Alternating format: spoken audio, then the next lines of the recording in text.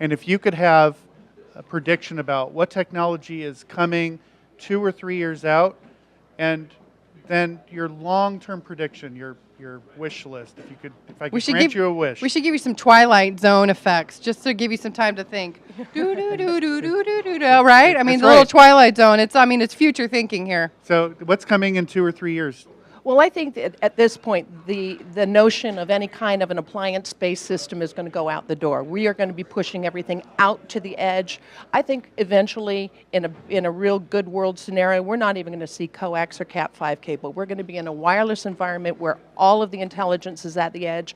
Those cameras are getting smaller and smaller, and so you're not going to see technology that is going to interrupt the shopping experience. And because retailers are more about the experience and bricks and mortars, we're going to be garnering a lot more information there that will enable endless aisle and show what the consumer is doing while they are in your four walls.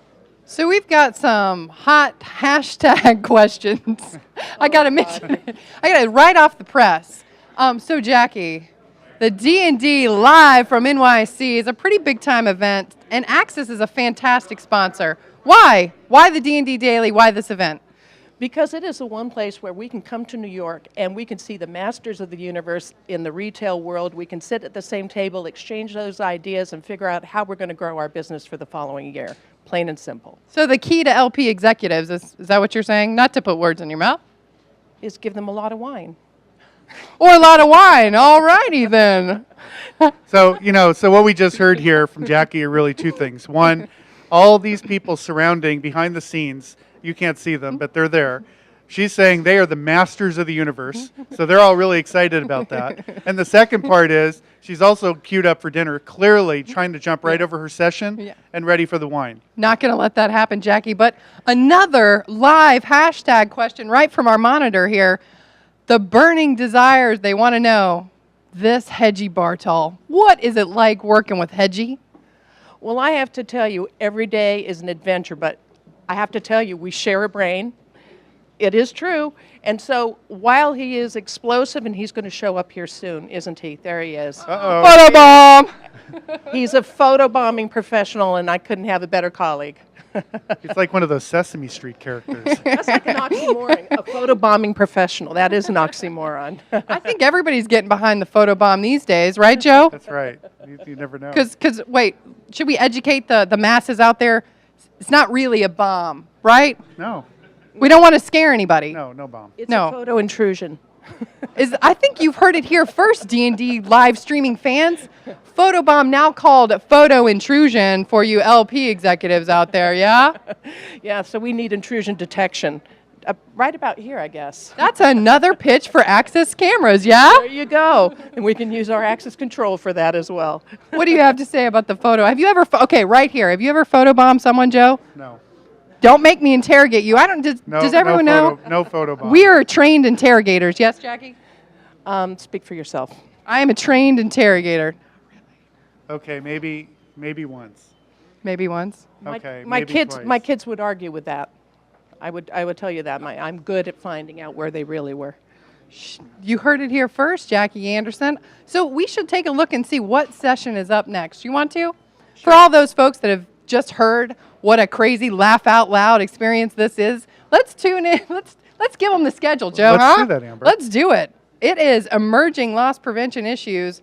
Training is Key at 3:45 with Carol Lehman, CEO of Exonify, and Lisa LeBruno, everybody's favorite attorney, if you had to have one, right?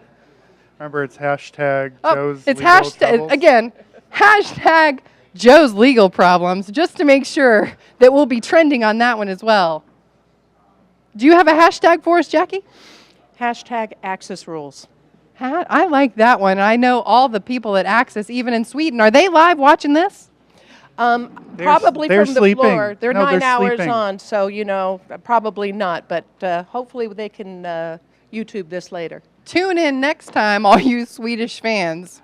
We're still waiting for the wrap-up signal from Mike. Oh, This is what, should we all give it we're stretching it out?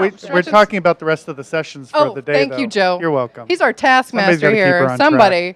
4 o'clock, that's you. North America's conversion to IP. I think we just heard that's going to be sick, disgusting. Okay, that's good.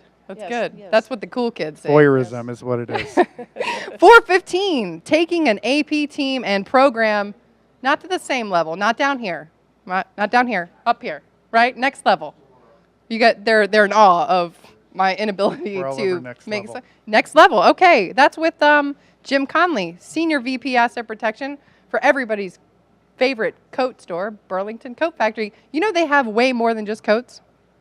Yes. Yes. I've been there. I've shopped for baby clothes, shoes, Shoes. luggage. What about you, Joe? Hashtag Burlington Coat Factory. Okay. Hashtag coat. That's right. That's right. Okay, 445, the impact of information technology monitoring on employee theft and productivity. Dun, dun, dun, right? That's everybody's favorite is how do we catch those employees? Not really. But let's talk about the high percentage. What causing shrink? Is it employees, ORC, operational errors? You're the expert. What is it? Well, it's really that mix. It's a little disguised, especially when you take in collusion activity by both employees and external bad actors. But I think the one thing that we've talked a lot about in our industry is organized retail crime and that external element. And it's nice to get back to some of the basic block and tackle where we're looking at the internal problems that are caused, happen in retail. Some estimates have it as high as 40%. When you take in collusion, it levels back out with the shoplifting. But regardless, it's one of those discussions that while it's not pretty to have, it's something we need to keep on top of with controls. And I think a lot of those controls are starting to change. And something Jackie's well aware of is we start going to a mobile point of sale and moving the store configuration around differently. We need to have advanced technologies. That camera focused at the point of sale probably isn't going to work when your mobile point of sale is roaming into the fitting rooms and deep corners of the store. Big challenges for retail LP, that's for sure. This is really exciting. As we talk about the most important asset that we have in the stores, it's our employees and the people that we work with every single day. And how do we leverage the new technologies to do a better job of hiring these people and then follow that up with the great training and information that we give them? It can be very easy sometimes to take what is a common mistake and misidentify it or categorize it as internal theft. So if we take the ambiguity out of it right up front and give people the right training, tell them what to do and what the expectations are, then we can rule out those common mistakes and know that we really and truly have a problem on our hand. So over to CEO of Exonify and Lisa LeBruno with RELA. See you later.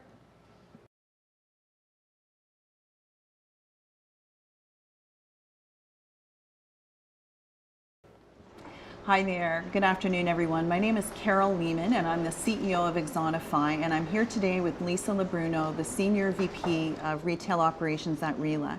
Thanks for joining me, Lisa. I'm really excited to talk about the most topical issue in the industry today, which is the issue of racial profiling and unlawful detainment, and as it relates specifically to training, which is near and dear to our heart. So my questions, Lisa, are going to revolve around that general issue, and I'm wondering if we can start with a question around unlawful detainment and how you think today's training needs need to address this concern. Yeah, so Carol, as you said, there's been a lot of dialogue over the last few months around racial profiling in connection with external apprehensions. And I think every LP executive would say that their training program centers around the need to mitigate the risk associated with stopping any customer unlawfully, regardless of that customer's race. And as I approach training around LP apprehensions, I put it into four buckets.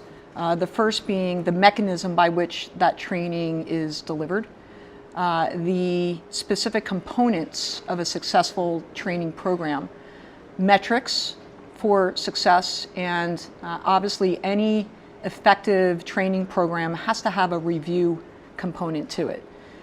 So if we go back to the first, that is the mechanism by which training is delivered, I think we would all agree that we all learn differently. I may respond better to words on paper versus you may respond better to face-to-face training. So I think any effective training program would offer various mechanisms by which LP associates can receive it. So training on paper, perhaps an e-learning component to the training, and then also a face-to-face on the job, sort of train the trainer component to the training. Second, specific components of training. I could talk for hours about that. But I think that the fundamental principles associated with apprehensions need to be covered in any training program. So the most fundamental premise is LP associates should base their initial approach on the conduct of the subject, and certainly not on attributes, physical attributes that have nothing to do or no correlation with whether or not that person is shoplifting. And obviously race plays no part in that whatsoever. Treating shoplifters with respect is as hard a pill as it may be to swallow. Even if they're stealing from you, they deserve to be treated with respect and professionally. And one of the many benefits associated with that is if you have made a mistake, and there's going to be mistakes. Mistakes are always going to be made. The retail industry, they are stopping tens of thousands of shoplifters every year. And so for us to think that there's going to be perfection, I think is unrealistic. But if you make a mistake and you treat the customer with respect and you treat them professionally and you get it done swiftly, I think the likelihood of that customer returning to the store is far more likely than if you treated them poorly. Third, metrics. LP associates are under a tremendous amount of pressure, particularly with ORC growing every day. And if the only way by which we are measuring an LP associate's success is by the number of apprehensions that they make, I think that's a recipe for disaster is probably too strong a word, but it's a recipe for mistakes, more mistakes to happen. And if we think about the world of apprehensions from a more global perspective and think through alternate scenarios that might not result in an apprehension, but are nonetheless successful, i.e. recover the merchandise, I think that's a good consideration to always keep in mind. Example, if an LP associate is observing somebody and there's an opportunity to contact a non-LP associate to engage in some good customer service, and that subject discards the merchandise and leaves the store, to me that's an ideal scenario because you've not initiated a detention, and so you don't have to worry about the risk of stopping a potentially innocent customer. No one's going to get injured, and you've recovered your merchandise. And so if retailers can consider additional metrics that measure the effectiveness of an LP associate inside the store, and most importantly, acknowledge, we all like to be acknowledged for our sound decision making and good efforts. And so if the supervisory team is willing to acknowledge the LP associates for those good decisions, I think we're well on our way to mitigating the risk.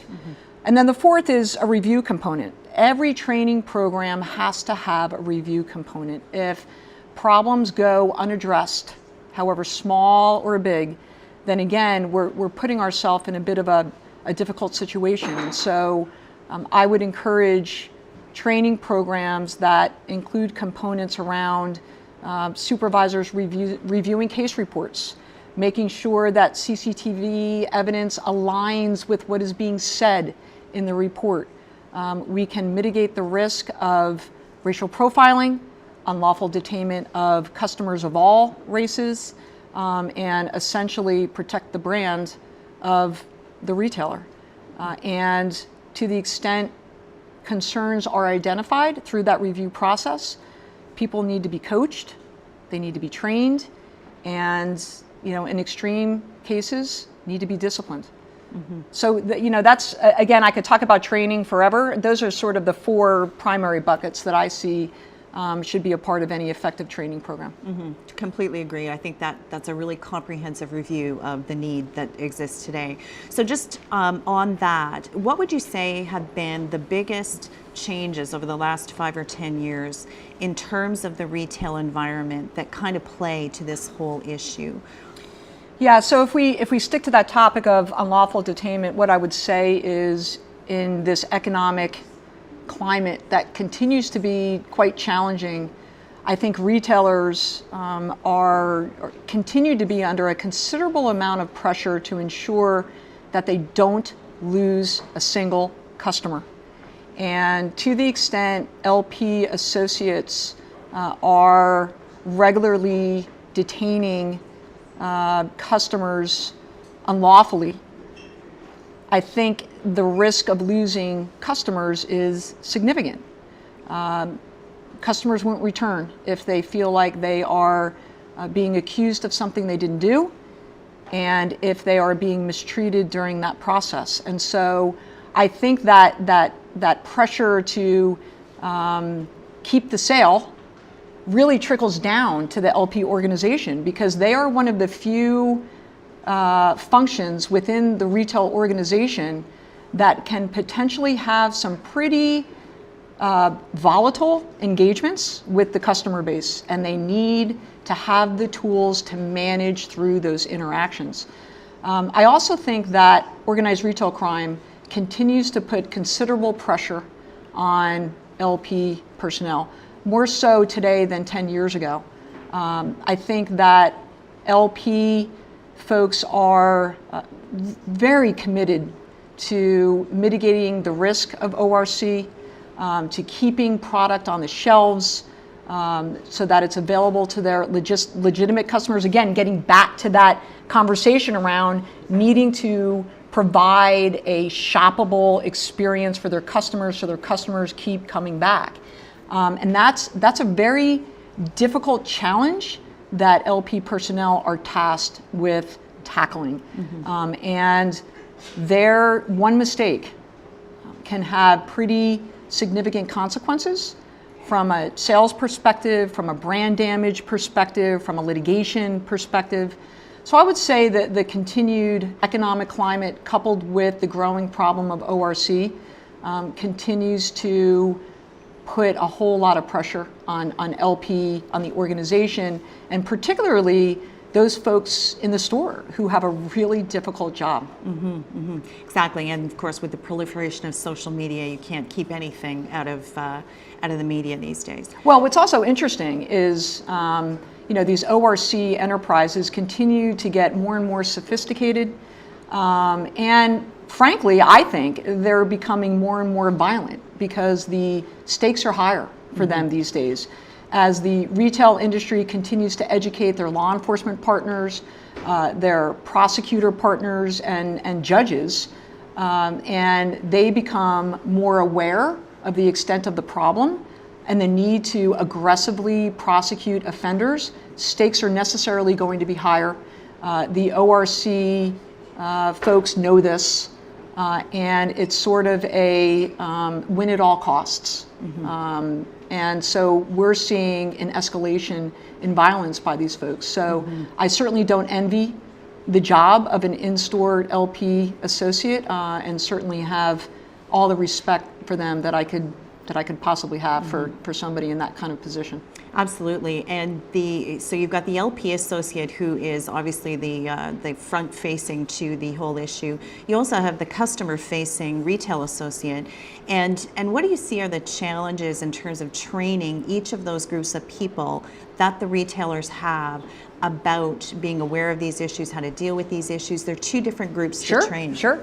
I would say that, look, an in-store LP associate goes into that job because they either have a passion for the work, they're wired that way, they know going into that job that they will likely find themselves in a situation where they are approaching suspected shoplifters who could be dangerous, versus your front-end cashier who goes into his or her job not wired the same way, not having most likely a passion for internal, external theft or stopping people, and might not be as inclined to receive training around apprehensions. And frankly, retailers, those who are responsible for delivering the training, when they hire their cashier, they're probably not thinking to themselves, oh, I need to get that cashier some apprehension training. And so there's that challenge, number one. Number two, and I don't have the hardcore numbers here, but in terms of turnover, right? Cashiers turn. LP associates turn. I don't know what the difference is in the rate, but as these folks turn, it becomes increasingly challenging to train these folks. Costly for sure, but a cost that retailers are certainly willing to incur because they understand the consequences associated with this sort of job responsibility. But I think that turnover presents quite a significant challenge. And how far do you go with the training with front-end cashiers or salespeople? Yes, they're customer-facing much of the time, but how involved do they get in engaging suspected shoplifters? That varies from retailer to retailer. The training is going to have to vary from retailer to retailer. Mm-hmm. Super. Thanks very much, Lisa. Those were clearly you're passionate about the topic, have a wealth of knowledge, and that was a really enlightening set of remarks. So thank you very much. Thank you, Carol. Welcome back. We're live in New York City. It's the D&D Daily tonight. I'm Amber Virgilio here with Joe LaRocca for the Loss Prevention News Network coverage of the D&D. What else? So Joe's got a special guest on deck here. I am really excited to welcome Jim Connolly, who's the Senior Vice President of Loss Prevention Asset Protection with Burlington Stores. Jim, thank you for joining us. And can you share a little bit about what your role is at the company? What do you do? As a Senior VP of Asset Protection, I'm responsible for all of the loss prevention job functions, safety, risk management, business continuity, and shortage control, the inventory process. I like to say if there's anything bad that can happen, I'm probably somewhere in the mix trying to deal with it. And now, over the years, you've been with the company about 4 years, is that right? That's correct. So just from the job postings and all the information, I think you've employed a small army out there. How many people are on the team? And tell me a little bit about, do you have regional hubs, district hubs, base? How do you deploy people? Well, the company, and a lot of people don't know this about Burlington, is a national company with stores in 47 states as well as Puerto Rico. So we have a pretty wide swath of the country that we operate in. We have territory and regional management, and that's how our loss prevention team is set up with close to 40 to 50 people in our field management, and then we have our teams in the stores. Wow, it's really great. I know just through some of the ORCA meetings that your people are engaged across the country, and I know you've done a really great job building the team up. And earlier, we were joking about Burlington, and we were saying Not Burlington bad. Coat Not Factory, hashtag coat. Well, forget all that. The ticker symbol is really BURL. So you can go to BURL and look up the latest news and information about Burlington stores. And I think, Amber, you had a hashtag question? Yes. So once again, Jim, I know of the thousands of viewers we have out there, we've got a burning hashtag question for you. Mm-hmm. So if you had to DVR just one show, you got a really tiny DVR. I don't know, you could see some of these people in this room about that, but it's really tiny. What show would you pick? Well, it would have been Breaking Bad, but that's no longer on the air. So I would say Boardwalk Empire. Boardwalk Empire. Tell us why Boardwalk Empire. It's just an intriguing story, and it's got all the things you look for in a show: violence, sex. What more can you ask? Prohibition. I think you can say sex. We're on cable. Yeah, we are live. We are live. But okay. we're going to turn it to a serious side, right? Because I can be serious just for a second. So Happy New Year. Happy New Year. Happy New Year. Since it is the new year, looking at 2014 and building your empire, as Joe talked about, I think he applied for a job, maybe, all the job boards. You heard it here first. I did clearly didn't get the job because I'm doing this. So looking at the new year, what asset protection challenges do you want to tackle in 2014?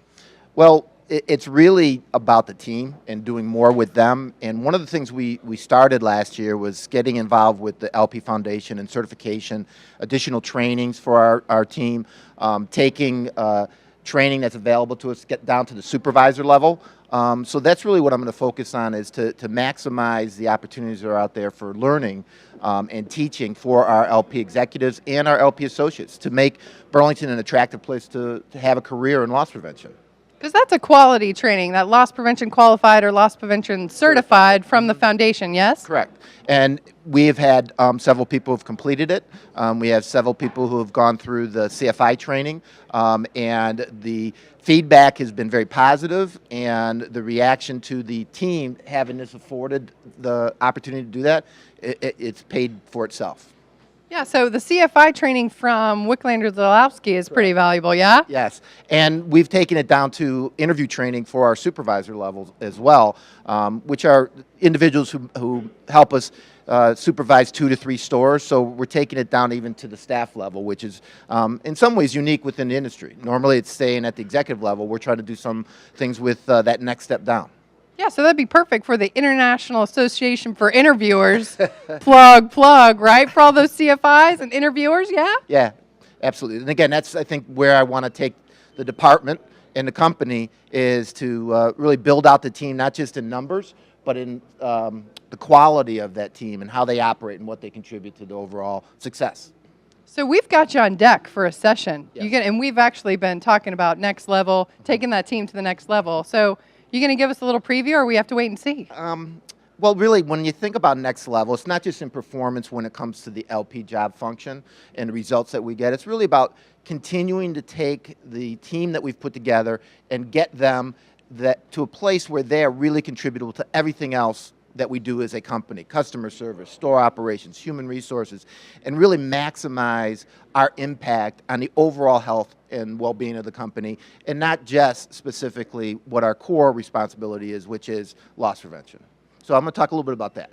That is definitely valuable. What you got, Joe? That's awesome. You know, Jim, just one question for you. We have about 30 seconds before we wrap up this segment. If you could have one wish in the future for loss prevention and technology or people, one wish, something that you could accomplish in 5 years or 10 years out, what would that be?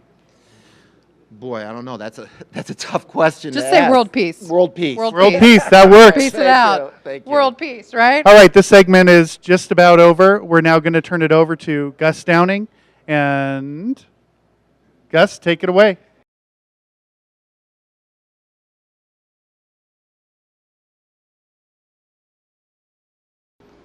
I'm Gus Downing, publisher and editor of the D&D Daily, and this is the LP News Network.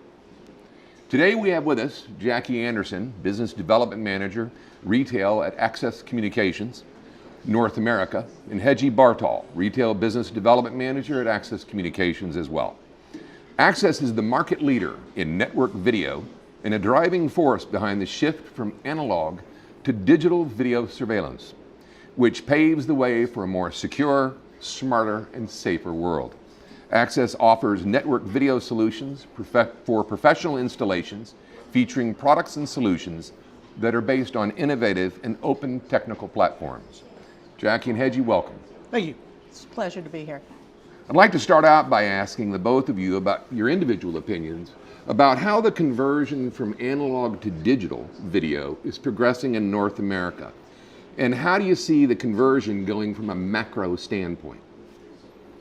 Well, I see it going, at this point, we're making IP conversion accessible to all retail, whether you're a small retailer or a global retailer, and we're making it easy to get there in baby steps. So at this point, I would say there is a large portion that is well past the tipping point, but an even larger portion that you might not suspect, being smaller retail, thinks it may still be inaccessible.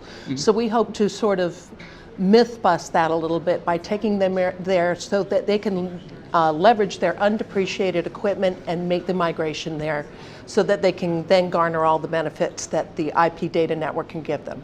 So it really started at the larger organization that's worked its way down to the smaller retailers? It's actually kind of, as the two are coming together, providing a platform on which both the larger retailers with very high camera counts, as well as the smaller retailers, maybe low camera counts, but a very high number of locations, they can all get on that platform, so to speak. And it's been very interesting because in the past or to date, commercial technology used to drive consumer technology. Well, now we see consumer technology is really starting to drive the commercial technology. Yeah, the retail industry. Absolutely. On what you can do, what you can accomplish, and how to get there. And to date, it's been about 25% of the market is IP, but we're seeing an exponential increase in that because it's making more sense. The price points are very palatable now, and also IT and loss prevention and merchandising and operations and all those other various business units are starting to play in the sandbox very well and realize they can leverage each other to accomplish each other's goals at the same time. How long did it take to get to the 25% mark? Just roughly. Well, the technology was invented 17 years ago, right? Yeah. So- I would say for them to get to this tipping point where we've got loss prevention and IT actually working together as a team took a little bit longer than any of us would have liked. But I would if we're going to put a number on it, probably somewhere in the 10-year mark. Which is how long time it took to get there. Do you see it progressing like all the other technology, out there with the consumer driving retailers absolutely crazy with online purchasing, paying by your smartphone, and is IP video surveillance progressing at the same speed, which is rapid? Well, we're definitely having to play catch up there because the millennials are pushing us to be there to react to their needs, whether it's virtually or physically, and the way they do business. The millennials do business a lot different than the way perhaps you and I did, Gus. So we're talking about the four walls being a brick and mortar experience, and it's really more of the experiential part of this. But at the end of the day, they may enable endless aisle or go online, or maybe they're there to showroom. But at the end, what we need to do is add that video context where the customer is shopping, so that we can add another layer of video context and data points to retail, merchandising, and the entire retail ecosystem. Which helps the omni-channeling effort in all the retail industry. Exactly. Okay. Yeah, and it also helps from a loss prevention standpoint to be able to have a solution and a seat at the table with those various technologies that are driving the business from many different ways. With traditional solutions, they were very reactive solutions as opposed to having intelligence, processing power, and applications behind them. And so now, as this technology increases, systems can work together. It's no longer closed environments. You are separate from the rest of your business world. Things can come together and operate more holistically. So in the beginning, it was more of a singular type of need, and now we have like all of the departments having a basis for need for the video surveillance. It was stop or catch the bad guy. Yeah. And now it is, okay, we have these eyes in the sky, so to speak, that are intelligent and can do things and can tell me what exactly is happening in my business. You cannot operate your business without being able to see your business. And with what better way to see your business than with the surveillance you have in place? Exactly. So where is technology going from a surveillance standpoint in the retail world? I'm going to say in one word, out to the edge. It's all about taking the equipment and the appliances out of the back room, because where we're going now is smaller cameras, more robust cameras, more powerful cameras that have processing. So now that you have a lens on your retail environment, you can then take these applications, whether it's tying in a mobile POS or video content analytics, and you're processing that on the camera at the edge. So it's ultimately making it a lot more palatable. It's a less intrusive to the shopping environment, and it's making it so that you can scale this in a very scalable way right across the thing, whether it's for small retail or global retail. So putting it out to the edge. That's exactly right. The concept that we've kind of coined is a camera with a purpose. And when you are able to take all the technology, all the solutions to the camera, which is what we call the edge, because that's the edge device at the edge. When you can take the various technologies to the camera itself, your cameras truly have a purpose. You have, whether it's one strictly for surveillance or whether it's one that is also telling you what's happening in your store. Is this end cap working correctly, getting the attention it deserves? How many people are coming in? Where are they going? What are they looking at? Are they waiting in line too long? Well, you wouldn't necessarily need all those solutions on all your cameras. But by having it at the edge, you're able to literally have that camera with its purpose being portrayed. Are the CMOs, the chief marketing officers, getting involved in the surveillance capabilities and assets it brings? That Yeah, I would say that we get a lot of, because there's a lot of driving right now that there's, all kinds of new C brand. There's the chief information, chief visibility, chief data, chief this. But in terms of going into the C-suite, I'd like to kind of think of it more as the C-suite, SEE, because what you can see, you can react to.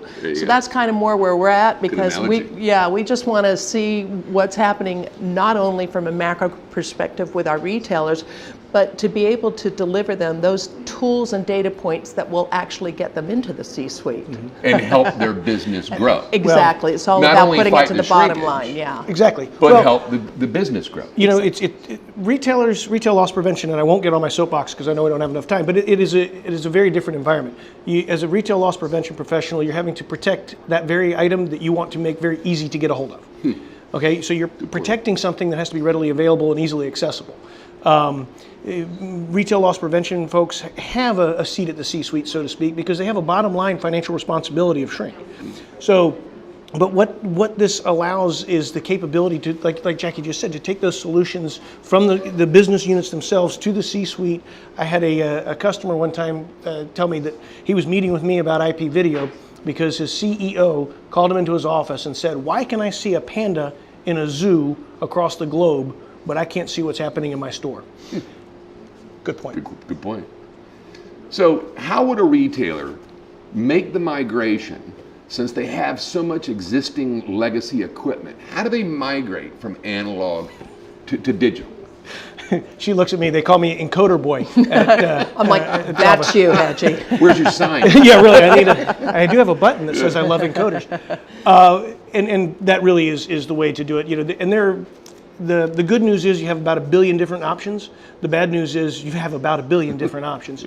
And really, kind of the first school of thought to think of is that a DVR, the existing technology of a DVR, is simply software storage and encoding in a box. It turns the analog signal into a digital medium. Well, so that allows to unbundle that device and implement an encoder-based strategy that allows you to turn that analog camera into an intelligent device, a network device, and give you the freedom of choice of where to go from there. And then, of course, you have the ability to add cameras to that setup that are IP cameras, giving you a hybrid environment. You can also, as those cameras at the edge fail and you want to implement IP, you can use media converters. And actually today, which is relatively new to the market, is doing Ethernet over coax. So you don't even have to pull all new copper wire. Amazing. So now let's talk about Access Communications. Can you give us a feel for how Access continues to lead the world in network video products? Well, I have to tell you, we're a company that's approaching $1 billion in revenue in each year, and each year we probably take now approaching close to, well, it was 76 million 2 years ago. I think we're approaching 80 million that we reinvest into making sure we are delivering the most optimum suite of products that is going to address any given vertical. Of course, I think everything is retail, so I'm always trying to drive everything to retail and what they need. Everybody sells and something I've got to a somebody. rationalization for how everything is retail. But at the end of the day, Actually, it is, though. it is. I can tell you, I if you agree. pay your taxes, government is retail. So Don't tell Obama that. that's okay. We don't have. Don't get me started. Yeah, that's it. But so at the end of the day, when you're investing that much money, and then we have forums that are led by retailers with the retailer board, it is completely objective, non-sales focused, where we give them a deep dive into our roadmap, and we give them the opportunity to say if we are on track or not on track. So we use the voice of the customer to influence where we spend this money to develop exactly what we need for retail. So we're always doing that, and then one step further, we're always trying to train the people that are coming up behind them, the kids out of college. So there's probably at a future point we can talk about our ACAP University, which is Access Camera Application Platform.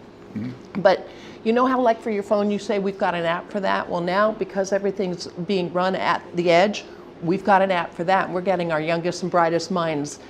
What would you do with this camera if we could give you this camera? So we are starting to pull the next generation of LP, and we're getting them right out of the colleges. There you go. Get them young. That's it. We're going to get them young. Well, and that leads me right to the next question, actually. From a retailer and an integrator standpoint, we've seen Access a commitment to training with the seminars and webinars you hold regularly throughout North America. Can you talk to us about that element in your leadership role in the training and in development aspect?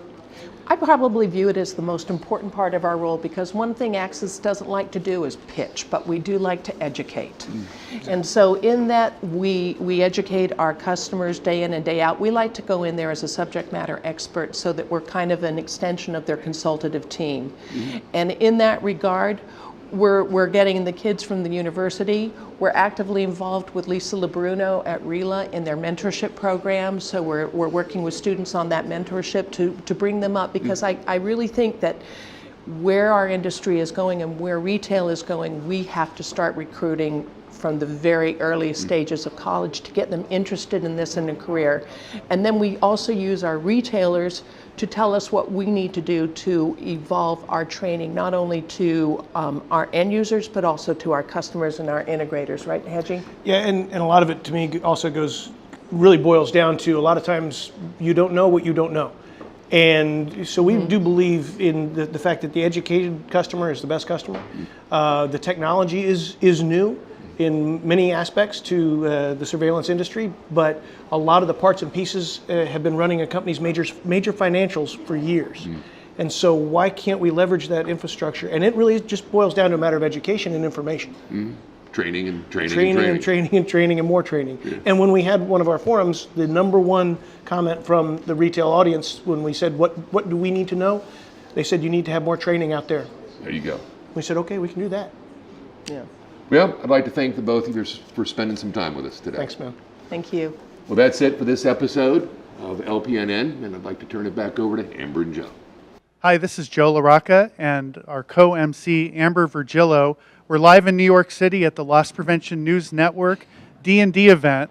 Really excited about today. We've had a number of great sessions and a couple of more left this afternoon, and then a big dinner this evening. And for those of you who have never been here to New York during the NRF's big show or the annual convention, next year, put this on your calendar. It's a great opportunity to come to the city, see the latest and greatest technologies of what's happening in retail. It's where your CEO, CFO, and CIO are today. They're looking at the new register systems and everything else coming out 2 or 3 years down the road. Today, we're talking about loss prevention with some great speakers and a special event. I'm really excited to be here with Amber, and she is a very special guest. Take it away. Very special guest. I don't know, did he mention it's is that live? me? It's That's live. you. Oh, that's me. It's That's live. We're surprising Lisa LeBruno, although she's standing here, as our special guest. So tell us about your role at RELA. Well, Amber, I am the Senior Vice President of Retail Operations. So essentially what that means is I am responsible for managing all of the loss prevention as well as our supply chain offerings at RELA. So after 3 years of managing just loss prevention, my role has expanded to include trucking, transportation, logistics, and all of supply chain. So it's some pretty good stuff. So what's your favorite, though? I mean, knowing that our... Well, I'm at a loss prevention event, so I'm not so stupid as to say something trucking. other than loss prevention. Trucking. Hashtag Lisa loves loss prevention. That's perfect. Now, see, Joe's getting into the hashtags. I knew it wasn't dead, huh? You can tweet me, LaRocca J. Oh, now we're advertising for Joe. You want followers, don't you? Yeah, of course. What about you? I You need want I followers. don't followers? want any followers. No, don't follow me. Do That's not follow me. hashtag follow Lisa at Lisa LeBruno. Is that what it is? Is that my hashtag? No, I think you're at RELA. I don't I know. think it's- I've never, is it? At is it RELA Twitter? _org. So, somebody, we're going to get our crew on finding out what is Next the segment, we're RELA going to tell you. Twitter handle. Know how to tweet you. Yeah, we want hashtag Lisa LeBruno. Photobomb, and follow Lisa I LeBruno. thought we were going to talk about my asset protection conference. Oh yeah, Yes. that's right. We're in New York She's talking gonna about get loss us back prevention. on Of track. course. Back on track, on Joe. Come back to me. Eyes on the crisis. Tell us about your upcoming conference. So our Retail Asset Protection Conference is April 6th through 9th in Indianapolis, which is a very unique venue to hold a conference. We thought we would step outside our comfort zone and do something a little different this year. And we are already breaking records from where we were last year in terms of attendance. Of course, with the steering committee that we have in place over at RELA, and all of the amazing thought leaders that comprise that committee. The content is just going to be outstanding. So it promises to be a great event.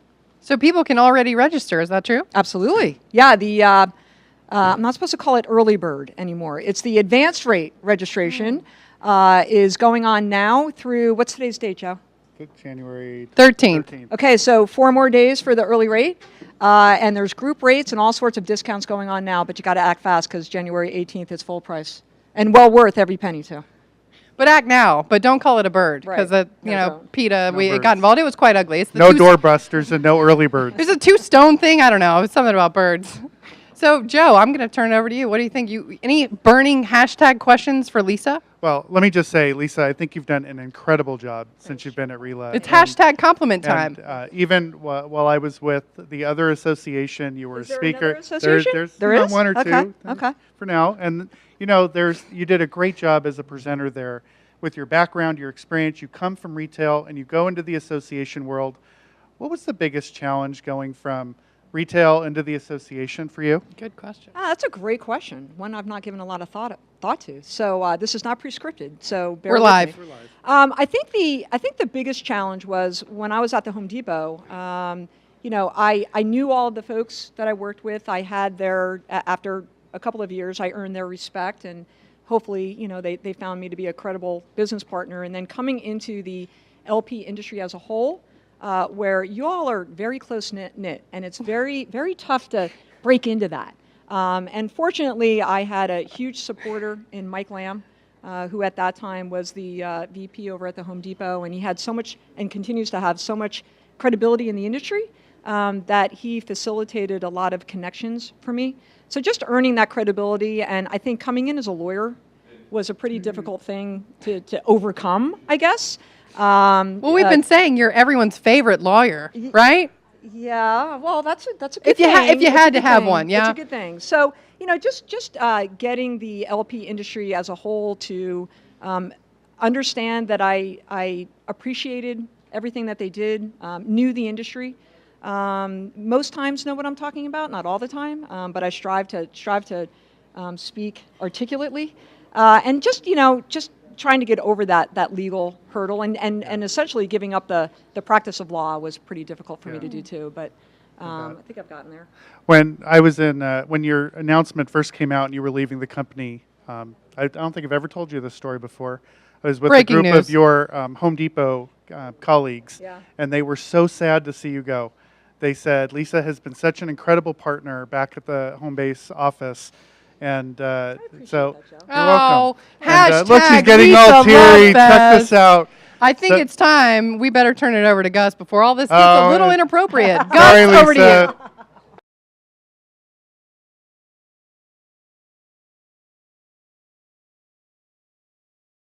you.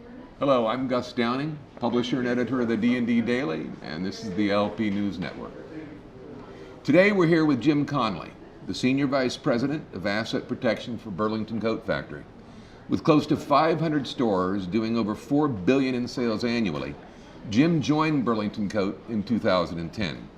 Prior to that, Jim spent 15 years at May Company Department Stores and 4 years as the Vice President of Loss Prevention and Risk Management at Bloomingdale's.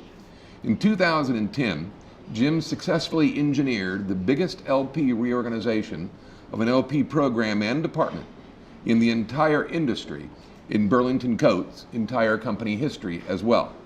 They created about 40 new asset protection positions at a time when we were in the depths of a recession, and the results have been incredible.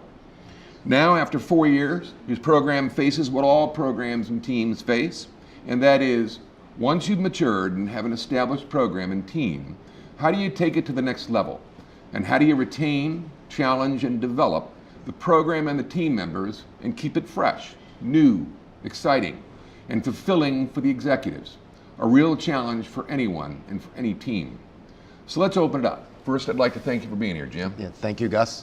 And we'd like to start out by just asking you to give us a real quick snapshot of the building process that you undertook in 2010 at Burlington. I mean, what did you do in the first 2 years, and what brought you to where you are today? Well, when I joined Burlington, it really presented a unique opportunity. That's why I joined the company, where at the time was a 35-year-old company, but it was going through a reorganization, and it had been bought out by a private equity firm, and every aspect of the company was changing and turning into something that it wasn't under the old leadership, and that includes the asset protection team. When I first got there, I realized that I had to really start from scratch, that the building blocks weren't there, and I had to create those. And the first thing I did was just establish that Burlington was now part of the LP industry. It had operated out of the arena of the LP industry, was not engaged in activities through the NRF or any of the organized retail crime councils that operate around the country. So I started to engage in that, and that started to create a brand within the industry for Burlington as a place you could start a career, that you could have a career. You opening it up to the Daily a little bit. Yeah, I did. From the standpoint of getting some press and coverage And that really filling jobs. went a long way towards putting us on the map. Sure. So that I could go out and talk to someone, or they'd reach out to me and say, I understand who you are because I read something online about what you're trying to do there. So that was really the first thing I had to do, is establish that we were going to be a player in the LP industry. And from there, it was really finding the right people to come in and fill these jobs. We followed the same business model as the other divisions within the company as far as how we organized, created the positions, and I reached back into my work history to find some of the best talent that I had worked with and brought them on board. So the chance I took in the past of working with other individuals, hiring other individuals, and mentoring them over the years really gave me a foothold to bring them with me. And that really became the foundation for the team, because the quality individuals I was able to recruit to the company, they also had the same approach to filling their positions. So that sort of fed into that, and that's how we ended up creating so many different positions and creating our whole organization. And it took about 2 years. It took about a year to fill the positions, but it took about 2 years to really develop the program and the approach, to decide how we wanted to approach the external issues that every retailer faced, how we wanted to attack internal dishonesty, auditing, the shortage control, the risk management piece of the company. All those things took formation over the first 2 years. And over these last 2 years, it's really been about getting a payback on that investment. Our senior management is very supportive, and that's, again, a very critical reason why I decided to join Burlington, was I knew that the senior management team there was bought into the loss prevention role and how it could be integral into the company's success. And so that investment they made, the results are now starting to show in what we're doing, both from a functional job basis, meaning what we do on a day in and day out basis, but also what we're delivering from a shortage point of view. So if I'm correct, you knew some of the executives from a previous... Correct. Okay. Yes. So you come in and propose 40 new jobs. I mean, I'm sure they had some questions and how long is it going to take to get our ROI? Yep. So, and then you created a brand. You got the name out there. You reached back and got some folks and executives that you had worked with before. Correct. Now it's been 4 years. Now you've got to take it to the next level. Correct. You tweak the program. How do you go about that? So, I think that the 4 years of developing the program is something that I want to maintain continuity with. I really don't want to go back and start to tweak things that have been successful. What I'm really focused on is ensuring that the loss prevention and asset protection team is contributable in ways beyond just shortage control and risk management. What are we doing to support store operations? What are we doing to support the HR function, customer service? And those things add value as a department. As our industry has seen in the past, when a loss prevention team is very effective at what they do and they lower shrink, there sometimes can be a tendency for senior management to say, okay, well, let's take those resources and move them someplace else. I don't want to see that happen. I want us to continue to do what we're doing through our audit program, through our external approach, through our internal investigations program, to deliver results in a big picture way and not in a narrow band. Taking it to the next level is just that. How do you keep us